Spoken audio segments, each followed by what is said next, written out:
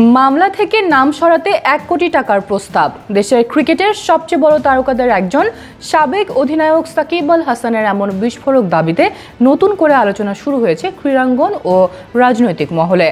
মামলা, নিরাপত্তা, জাতীয় দলে ফেরা আর রাজনীতি সবকিছু নিয়েই এবার খোলামেলা কথা বলেছেন বিশ্বসেরা এই অলরাউন্ডার।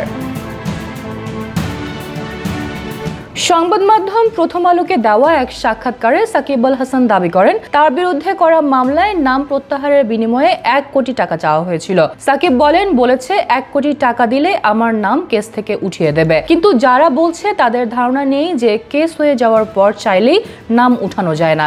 শেষ পর্যন্ত পুলিশের তদন্তেই ঠিক হবে আমার সম্পৃক্ততা ছিল কিনা।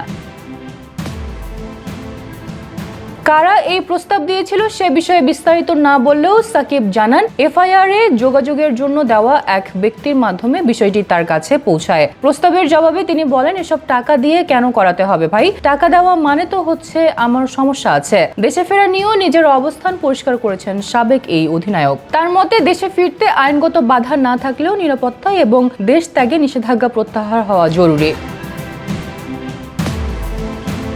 সাকিব আল হাসান বলেন, আমি চাই স্বাভাবিক একটা নিরাপত্তা এবং দেশ ত্যাগের নিষেধাজ্ঞা উঠে যাক। তবে গ্রেফতারের ভয় নেই বলেও জানিয়েছেন তিনি। তার সংখ্যা মূলত ব্যক্তিগত আক্রমণ বা অনাকাঙ্ক্ষিত পরিস্থিতি নিয়ে। জাতীয় দলে ফেরার ইচ্ছার কথাও জানিয়েছেন এই অলরাউন্ডার। বিশেষ করে ২০২৭ বিশ্বকাপকে সামনে রেখে আবারও নিজেকে প্রস্তুত করতে চান বলে জানান তিনি।